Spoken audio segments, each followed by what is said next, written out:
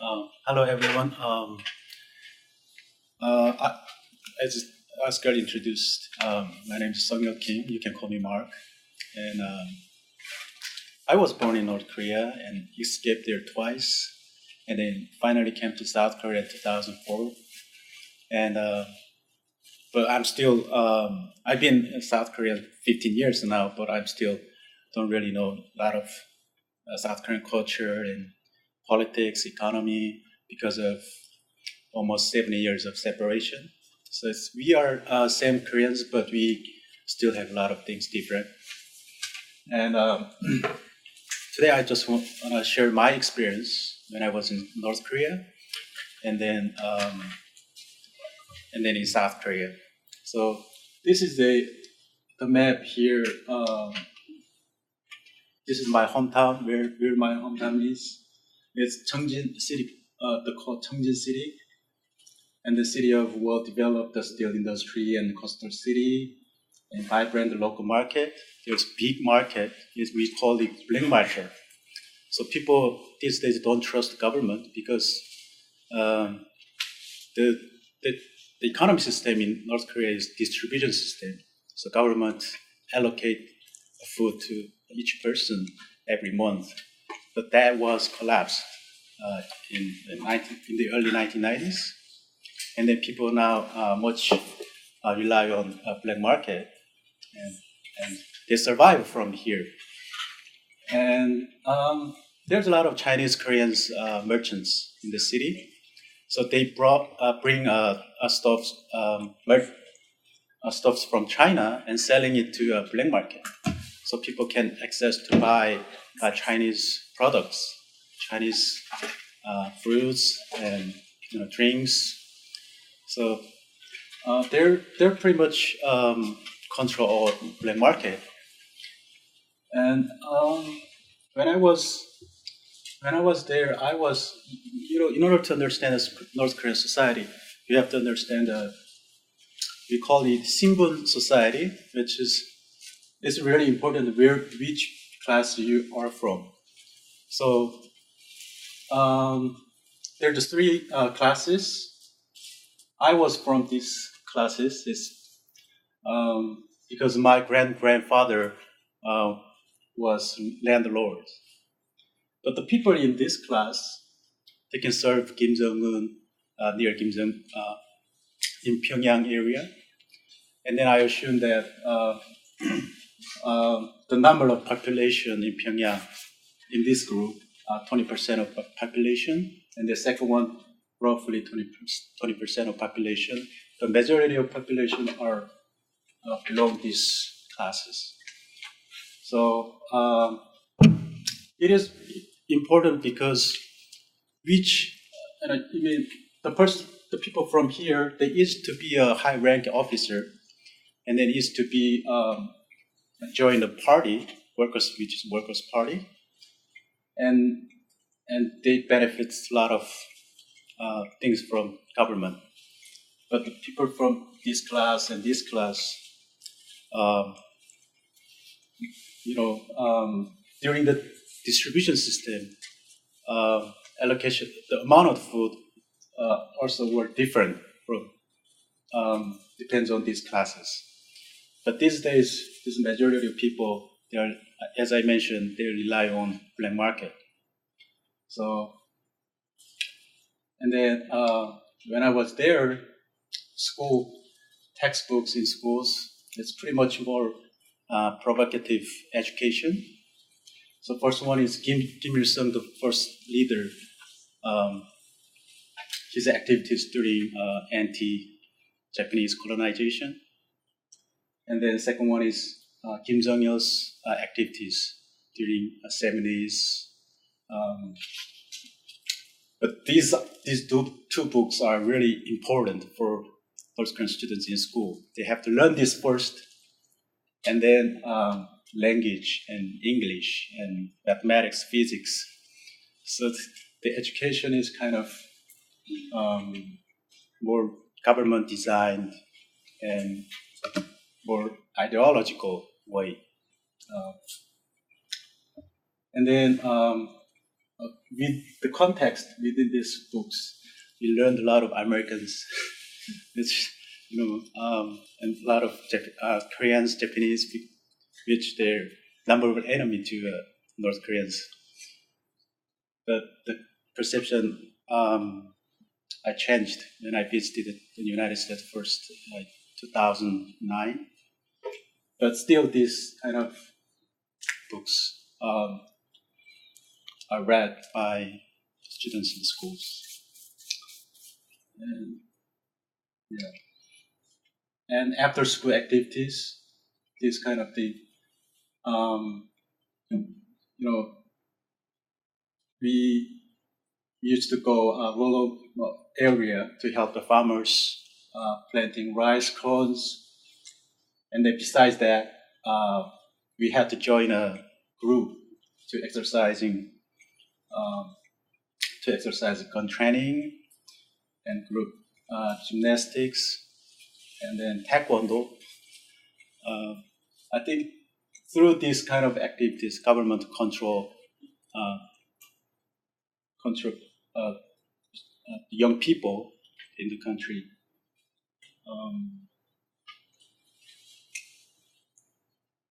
They didn't have it.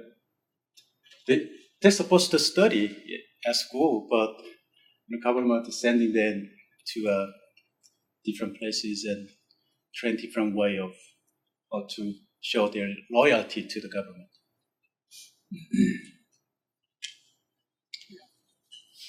So here's the reason that I escaped there. I escaped in 1997 because of the economic crisis.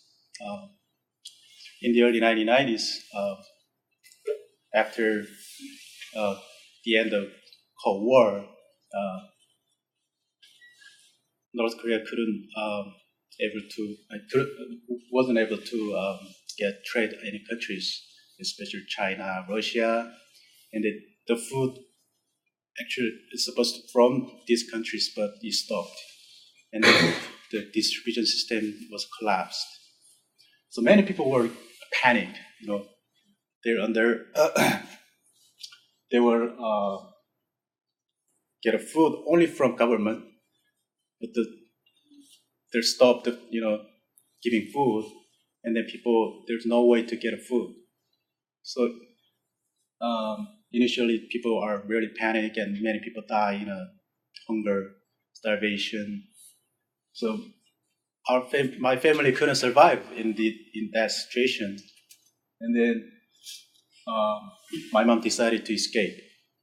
So we didn't have anything at this period of time. So we had to choose to be or not to be. The quote from famous novel: "We need to stay there to die, or we need to escape." So we had to decide which way we had to choose. So we decide to escape the country. And but these days, there's in South Korea there's 30,000 refugees are living, but their motivations have changed. In my time, I think in the late 90s, many people escaped the country because of the economic crisis. But these days, a certain of the country people have political reasons to escape, especially high-rank officers, diplomats.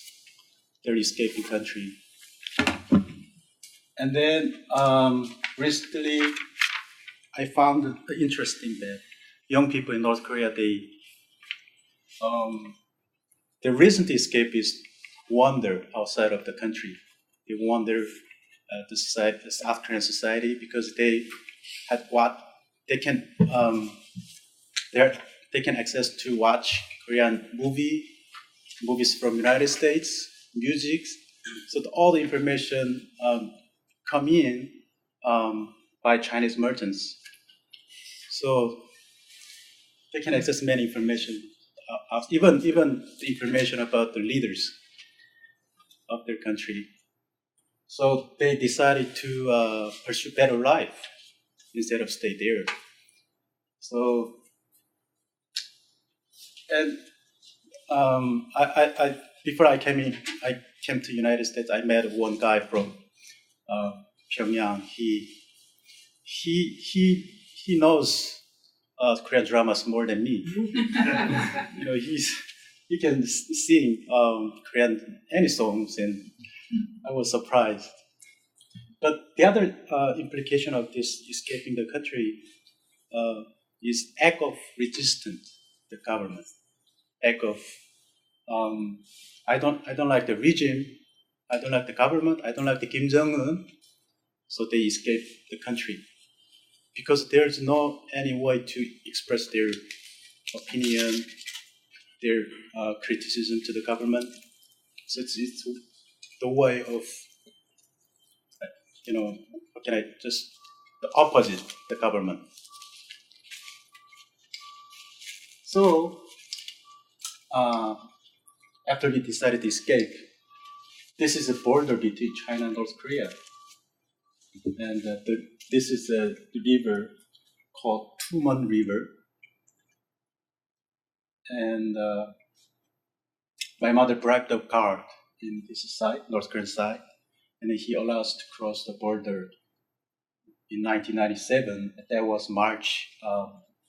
Ice just melting, and my mother and my sister, we crossed this border. We were planning to walk all the way to Yeonbyeon. It's a Chinese Korean city in China, but the weather was really cold. We couldn't walk, so we went to this Chinese Korean town just near the border. So we went to Chinese Korean house, asked for help, and they provided us good hospitality and helped us to reach our distant relatives in Yeonbyeon. And still many people cross this border because it's really at some point it's narrow, and then the water not really deep, so people easy to cross the border. But after Kim Jong-un came to office, they started building fence here. He blocked people to escape. So interesting. And even in China side, they're building wall fence.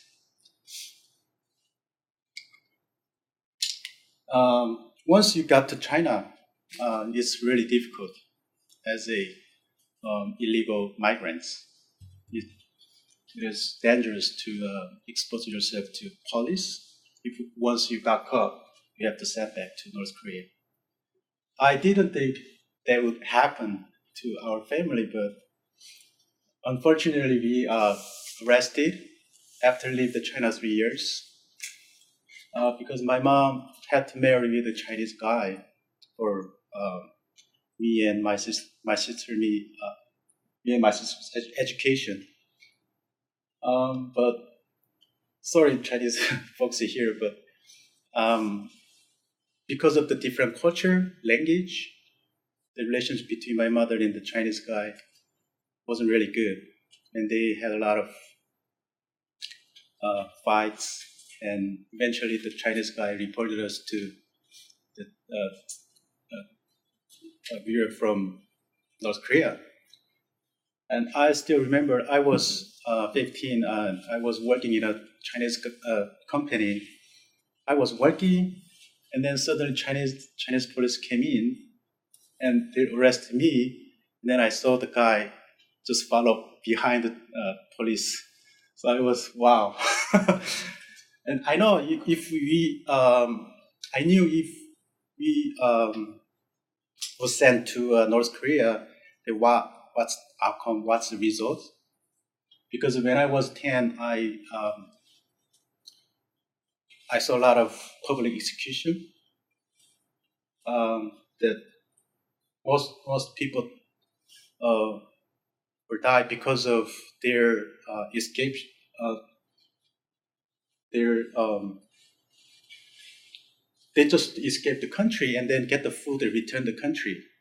Sometimes they said they sold books from government, North Korean government, to a Chinese market. Something. I mean, there's some people curious about the North Korea, so they sold some kind of secret thing.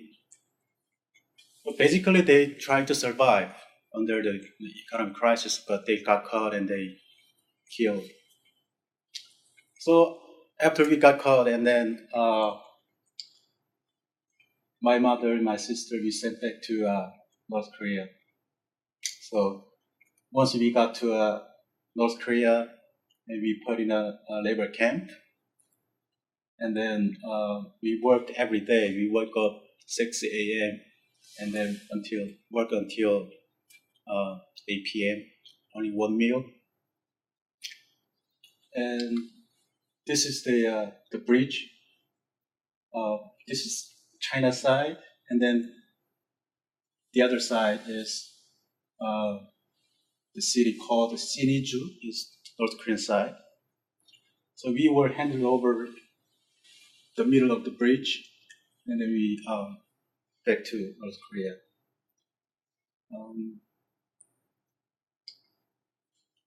I couldn't find the picture exactly where I was, but this picture pretty much is similar. The labor camp is kind of, there's no purpose to work, just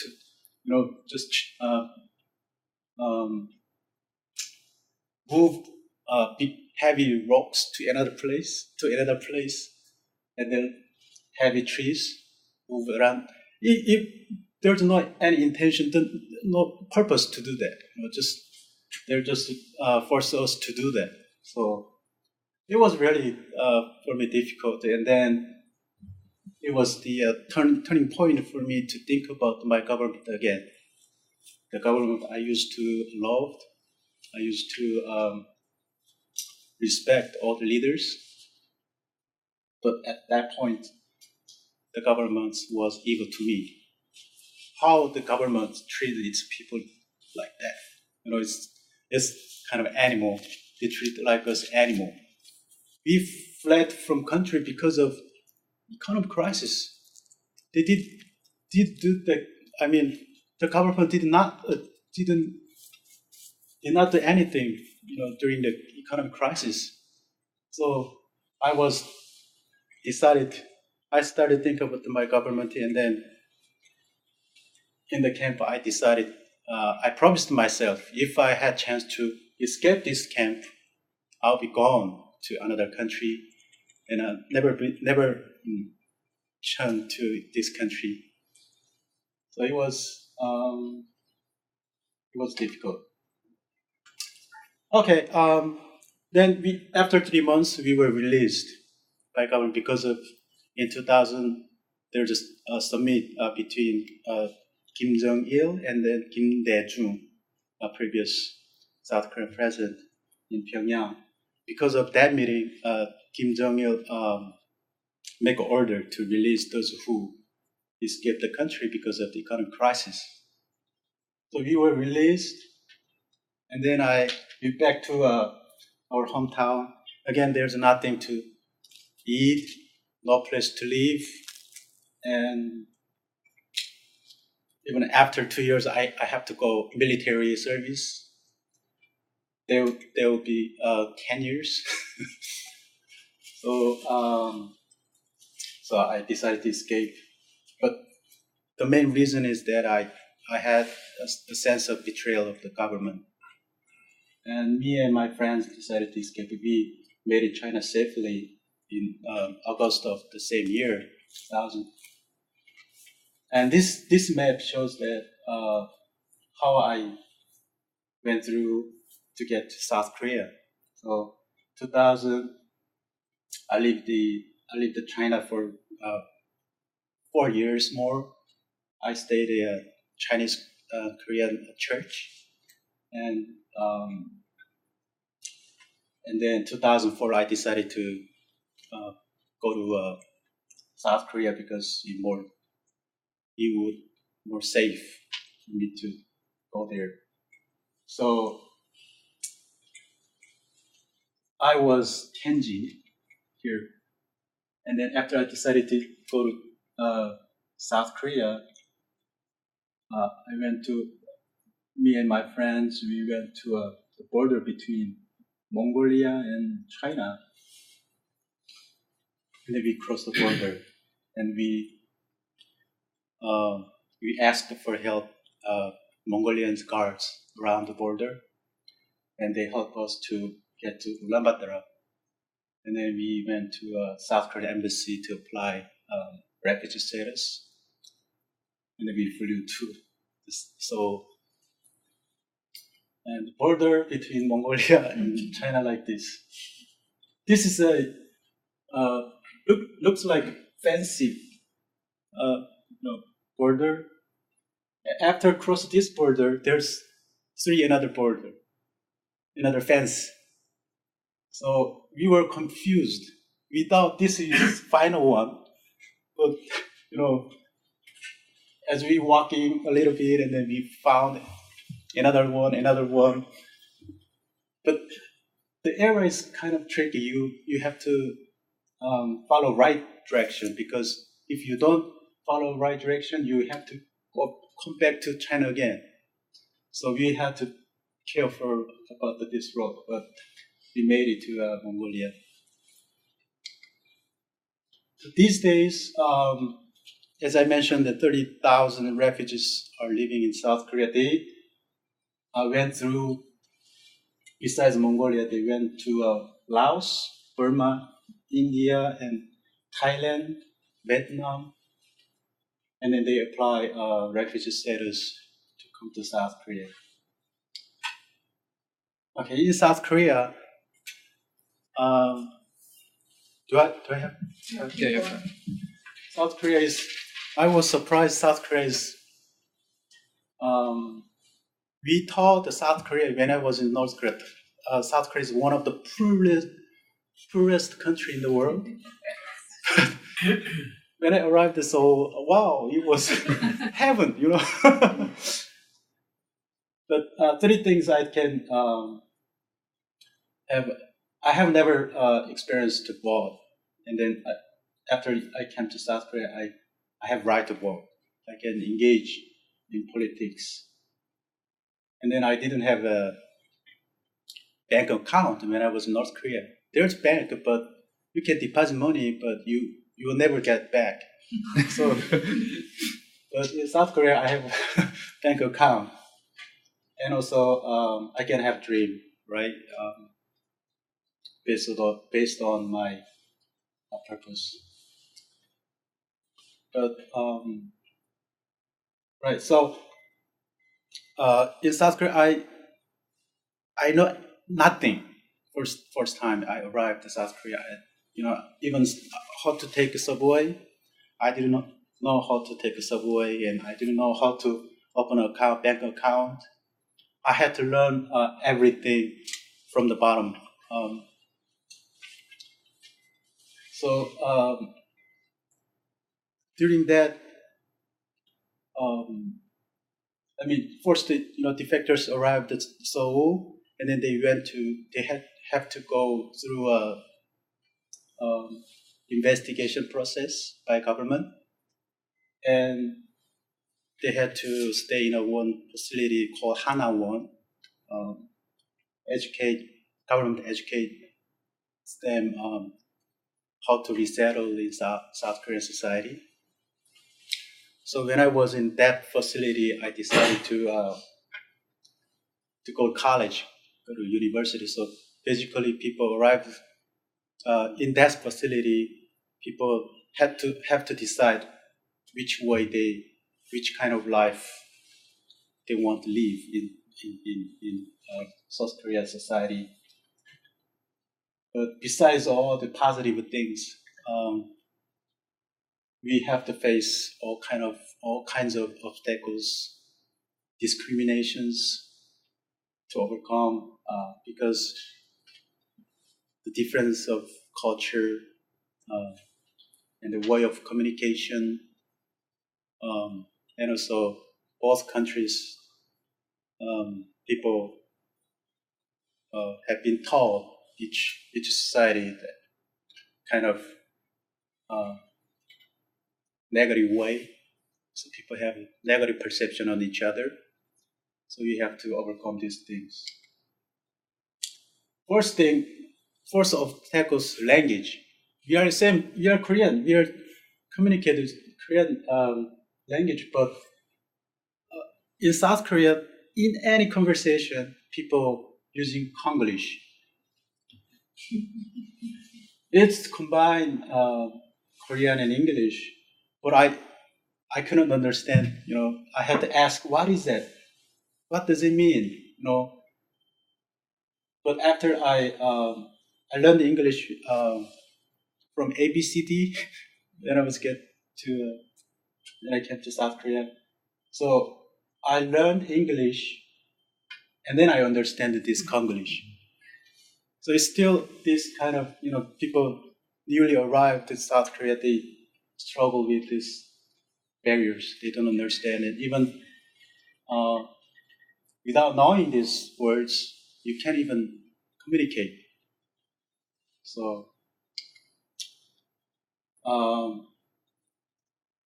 as I mentioned, the other, majority of North Korean refugees in South Korea, they feel discrimination because of different way of culture communication, negative perception of North Korean refugees, all kinds of things. So 71% of North Korean refugees feel that way. 42% of refugees feel this way. And this number may not exact number, but when I was in university, people think that North Korean students teamwork projects. They're not think they're the students to help them, right? We haven't taught in South Korea, so they have bias that we don't have professional knowledge and skills to accomplish the projects. I noticed it when I was in university many times, and even my accent, North Korean accent is pretty much different than South Koreans. So when I was given presentation, the professor was, what? Because the accent's really different. And after graduating my university, I applied to 70 companies. But at interview stage, I rejected from 70 companies. And that was another turning point for me to pursue academic journey. But not even me. Many majority of North Korean refugees in South Korea, they are facing this kind of difficulties, especially older generation of refugees in South Korea, from age 40 to 60, over 60s. They don't have regular job, so they are facing a lot of difficulties. But after a lot of things that made me difficult, and then I decided to my academic journey, I decided to see beyond barriers, beyond obstacles, which is unification. So the people in the picture, these young refugees in South Korea, we created an organization to sending a positive message for North Korean refugees in South Korea. because I think many South Koreans, they don't really know about the North Korean refugees. They don't interest in unification. But we want to make things change by doing this kind of activity. We went to Dokdo, this island, which is symbol of unification. We sing a song and we posted a YouTube, and many people saw this video. And we went to Germany to show our hope for unification to internationals. And then we went to the guy who injured in a border between North Korea and South Korea. He injured by North Korean aggression. We visit him. It's this kind of things that show how North Korean refugees in South Korea, they want to change and they want to integrate into society, even though it's really difficult. So, and then I worked. Eventually, I failed at 70 companies, and then I eventually got a position in North Korean Refugee Foundation in Seoul, and worked there 1.5 years, and then I decided to go get my master's program in Seoungryeol University. It's one of the universities in Seoul. During my master's program, I applied Fulbright Scholarship, and fortunately I got that one, and then I come here. I think that I should stop here, right? Yeah, and who's that handsome guy all the way on the right? Who's that? Yeah. Go back a slide. Show them. Here? Yeah. Oh, this is me. Yeah. Oh, is it you?